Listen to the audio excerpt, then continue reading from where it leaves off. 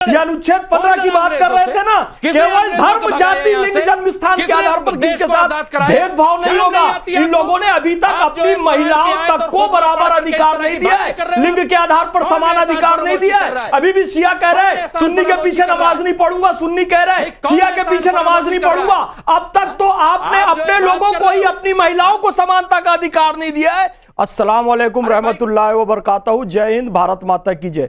देखिए, कुरान शरीफ की एक आयत में पढ़ता हूं, हल जज़ाउल एहसान इल्लल एहसान। एहसान का बदला एहसान से देना चाहिए। भारत भूमि का बहुत बड़ा एहसान मुसलमानों पर है कि तमाम फिरके मुसलमानों के भारत में सुरक्षित हैं, लेकिन एहसान का बदला एहसान फरामोशी से मदनी दे रहे हैं। वो इस भारत भूमि के बारे में कह रहे हैं कि फिर लड़ाई होगी जिंदगी और मौत की, हमारी मौत से सिलसिला बंद नहीं होगा, यानी कि सीधे सीधे गृह युद्ध की धमकी दे रहे हैं। भारत माता के एहसान का बदला एहसान फरामोशी से दे रहे हैं। सुप्रीम कोर्ट पर इनको भरोसा नहीं है। अरे सुप्रीम कोर्ट का फैसला आपके पक्ष में आए तो ठीक, सुप्रीम कोर्ट कहता है कि राम मंदिर बनना चाहिए तो गलत। तमाम प्रक्रियाओं को पूरा करके 70 साल केस लड़के ये फैसला आया है, शर्म आनी चाहिए इन लोगों को। और बताओ, ये अनुच्छेद 15 की बात कर रहे थे ना, केवल धर्म, जाति, लिंग, जन्म स्थान के आधार पर किसी के साथ भेदभाव नहीं होगा। इन लोगों ने अभी तक अपनी महिलाओं तक को बराबर अधिकार नहीं दिया है, लिंग के आधार पर समान अधिकार नहीं दिया है। अभी भी शिया कह रहे सुन्नी के पीछे नमाज नहीं पढ़ूंगा, सुन्नी कह रहे शिया के पीछे नमाज नहीं पढ़ूंगा। अब तक तो आपने अपने लोगों को ही, अपनी महिलाओं को समानता का अधिकार नहीं दिया है। और फिर मैं बताऊं, समानता के अधिकार की बात करते हो तो यूसीसी को क्यों नहीं स्वीकार करते हो? और मैं बताऊं, संविधान बदलने की बात मिनी संविधान कहा जाता है। 1976 42वां संविधान संशोधन इंदिरा गांधी ने किया था, आपातकाल में किया था, इसको संविधान बदलना बोल कहा जाता है। समाजवाद और पंथ निरपेक्ष शब्द हमारे संविधान के अंग नहीं थे। 1976 में इंदिरा गांधी के द्वारा लाया गया, जिसे मिनी संविधान कहा जाता है। मदनी ने जो बात कही है भारत के खिलाफ कही है, और भारत का प्रगतिशील मुसलमान ऐसे लोगों को नहीं मानता है। जिन मौलाना ने यह फतवा दिया, राकेश भी एक बात और कि आतंकवादियों की नमाज जनाजा नहीं होगी और आतंकवादियों को मुस्लिम कब्रिस्तान में नहीं दफनाया जाएगा, ऐसे मौलाना उमर इलियासी को हम मानते हैं। रिजवी साहब सुनिए, रिजवी साहब सुनिए, आपने एक बात कही ना कि मुसलमानों ने कुर्बानियां दी हैं, किसी और सुनिए, रुकिए भाई, अभी लारी साहब के पास जाना है। उसकी नमाज जनाजा हो ही नहीं सकती, कैसे? अरे रुकिए ना, बिल्कुल बिल्कुल मानिए, नमाज जनाजा नहीं होगी उनकी। बोलिए, याकूब मेमन को दक्षिण मुंबई के कब्रिस्तान में लिटाया गया है, उसको निकाल कर फेंक दो उसकी कब्र को वहां से, उसकी लाश को। क्यों दक्षिण मुंबई के कब्रिस्तान? मैं आगे फैज खान रुक जाइए। अरे सुनिए, रुक जाइए भाई।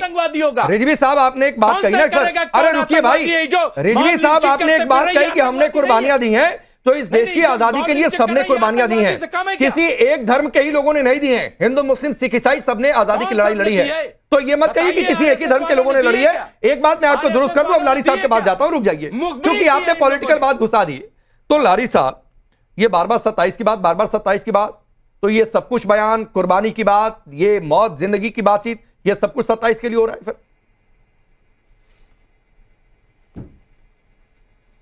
राकेश जी, मेरे ख्याल से हम लोग करीब 1000 डिबेट तो साथ कर ही चुके होंगे, और अभी तक आप मुझे कह रहे हैं कि मैं पॉलिटिकल एनालिस्ट हूं, जबकि आप जानते हैं कि मैं एक समाजवादी पार्टी का सीनियर लीडर्स में से एक हूं। चलिए सर, ठीक कर देते हैं, पहले तो वो करेक्ट कर लीजिए। नहीं, हटाइए भाई, राजनीतिक विश्लेषक हटाइए, सपा नेता लिखिए।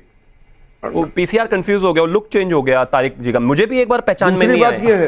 दूसरी बात ये है, इसमें कोई विवाद नहीं, इसमें कोई विवाद नहीं। राजनीतिक विश्लेषक हटाइए, सपा नेता लिखिए। बोलिए भाई, सपा नेता मुमताज आलम रिजवी, उनमें भी सपा नेता लिख दीजिए, मैं तो कहता। अरे नहीं, मत ऐसे पर्सनल होइए, ठीक है। लारी साहब बोलिए। और आज दूसरी बात यह है, शिवम भाई इसलिए नहीं पहचान पाए क्योंकि गंजा देखा था, बाल आ गए हैं, और कोई बात नहीं है, गंजा अपने आप को रखता था मैं। खैर, अब दूसरी बात मैं ये कह रहा हूं कि अगर आपको ये मछली बाजार बैठाना था, मौलानाओं को बैठाना था, तो शिवम को और मुझको बैठाना बेकार है। हम लोग पॉलिटिकल लोग हैं, धर्म की बात करने के लिए वो 3 को बैठाइए, वो कुरान को लेकर आपस में लड़ मरे, हमको क्या करना है? अब वो मदनी जैसे लोग हर समय बोलते हैं, अभी मोदी जी उसको करके 2 बार चुमकार दें तो देखिए कैसे नीचे चारों पांव पे चलता चलाएगा। क्या तरीका है ये? क्या ये अपने आप को यही तरीका है उस आदमी के लिए। आप अभी नेता, मेरा तो मन कर रहा है राजनीतिक विश्लेषक बिना लिखवाऊं लारी साहब। पांव पे चलेगा आपके नाम के आगे राजनीतिक विश्लेषक बिना लिखवाऊं, ये क्या कह रहा है? ये कैसे इशारे कर रहे हैं, पता नहीं कहां से सीख के आए हैं भाई, ये बिल्कुल हद ही हो गई है। मतलब मानसिक दिवालियापन की स्थिति हो गई है क्या लारी साहब? क्या है वो आदमी ऐसा ही है। एक्सपोज हो गया क्या 27 का एजेंडा? 27 का एजेंडा एक्सपोज हो गया क्या? मोदी जी 2 बार मोदी जी चुमकार दें तो उसकी ये सब बकवासें बंद हो जाएंगी। सत्ता का लालची आदमी है, उसको बेसिकली सरकार को वैल्यू देने और कोई कहानी नहीं है।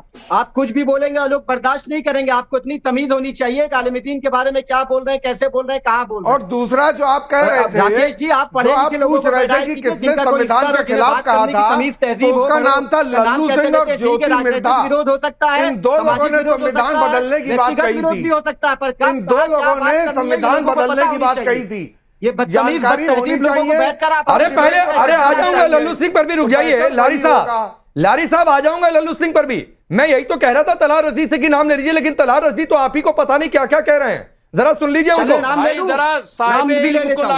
रुकिए तलार रशीद, अभी आप लारी साहब को कुछ कह रहे थे, लारी साहब को कुछ कह रहे थे। ये निकला, ये ऐसे लोगों की बातों का ये होता है रिजल्ट। मैं ऐसे लोगों की बात सुनना पसंद नहीं करता हूँ। अब आप इनको ये पढ़े लिखे लोगों को भी डिबेट में बैठाइए। डिबेट का एक स्तर है जो तमीज के अंदर हो, तहजीब हो, बदतमीज लोगों को कालिमुद्दीन के बारे में ये आदमी बैठकर अनाप शराब पकड़ आपके चैनल पे करेगा। ठीक है चलिए, नहीं हो गया। किसी के खिलाफ भी गलत शब्द नहीं, किसी के खिलाफ भी गलत शब्द नहीं। खैर लारी जी बोल रहे थे, उनको बोलने दिए। तलार रशीद आपकी बात आ गई, तलार रशीद आपकी बात आ गई, ठीक है, आपकी बात आ गई। वही तहजीब की दुहाई में दे रहा था जो शायद लारी साहब भूल गए थे। ठीक है चलिए लारी जी बोलिए। अरे भाई हमारा दाखिली मामला है, हम लड़ेंगे। बहुत तमीज और तहजीब इन लोगों के साथ कर ली मैंने। हाँ ठीक है चलिए बोलिए। ये कभी ना कभी कुछ ना कुछ बम छोड़ा करते हैं बैठ देख लीजिए। अरे जबान पे कंट्रोल रखो यार, फिर ये अपनी जबान को संभाल अपने आप को तो समझ लो। तुमको रहनुमा किसने बनाया है? तुम मुसलमान धर्म का रहनुमा हो क्या? तुम क्या मुस्लिम लीडर हो? तुम मुस्लिम लीडर नहीं हो जो तुम हर समय मुसलमानों का लेके बोलते रहते हो। अरे अवैध मस्जिद बनाओगे, अवैध वो बनाओगे, मदरसे बनाओगे तो क्या होगा? कर चुके हैं, बुढ़ापा जो मदरसे टूट गए वो मदरसे अब घर में चल रहे हैं, लोग अपने घरों में पढ़ा रहे हैं। मोहल्ले के 10-12 बच्चे इकट्ठा हो जाते हैं, मौलवी जी वहां आके पढ़ा दे रहे हैं। तो तुम्हारे काय चुल मच रही है भाई? क्या शब्द तुम्हारे चुल काय मच रही है? सबके आवाज डाउन करिए, सबके आवाज डाउन करिए, संसदीय शब्द, सबके आवाज डाउन करिए। तलार रशीद प्लीज साइलेंट भाई।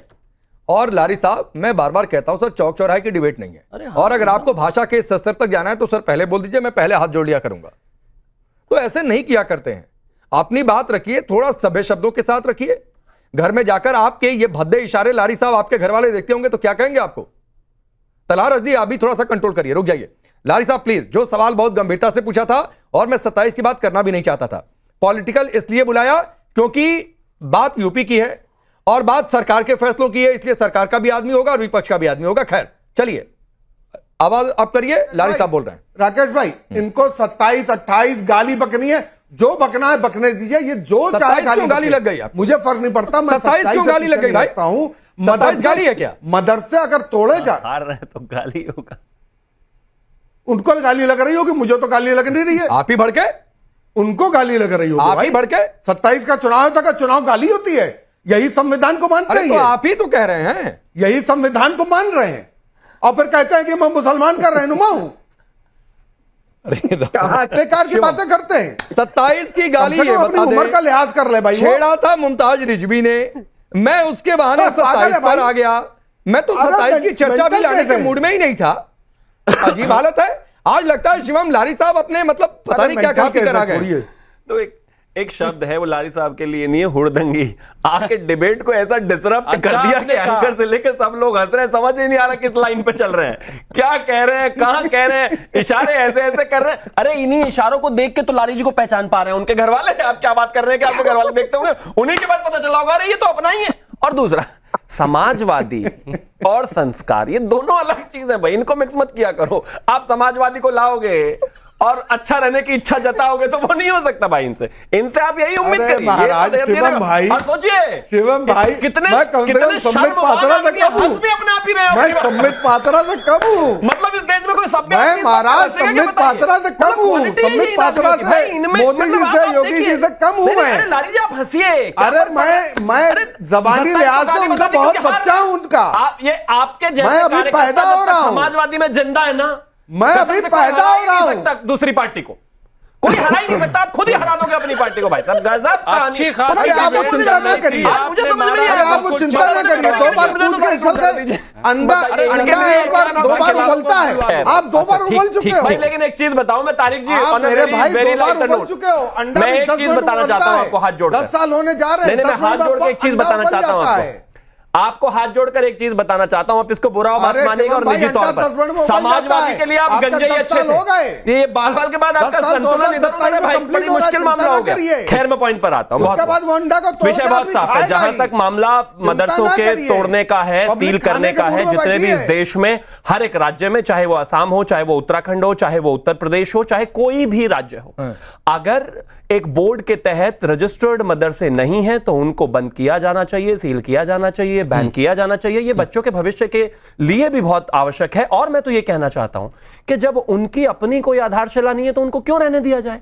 और अंत में बिल्कुल ठीक बात है, एक हाथ में कंप्यूटर एक हाथ में कुरान मेरे देश के प्रधानमंत्री और हर राज्य के मुख्यमंत्री का सपना है। लेकिन ये कब संभव है? ये तभी संभव है जब वहां पर एक जो संस्थान है वो कम से कम रजिस्टर्ड तो हो। और इसके साथ साथ जितनी भी गवर्नमेंट की एड्स हैं, चाहे शिक्षा को लेकर हो, चाहे खासतौर पर गर्ल चाइल्ड को लेकर हो, जो आदरणीय प्रधानमंत्री जी की तरफ से है, वो सब तभी मिल सकती है जब संस्थान रजिस्टर्ड होगा। ठीक है। तो इसलिए इस विषय पर तो राजनीति की आवश्यकता है नहीं। हाँ, एक आदमी की जगह खाली है जो विदेश में है, जो इस तरह की बातें कर रहे थे। मुझे लगता है मदनी जी ने वो जगह ले ली है।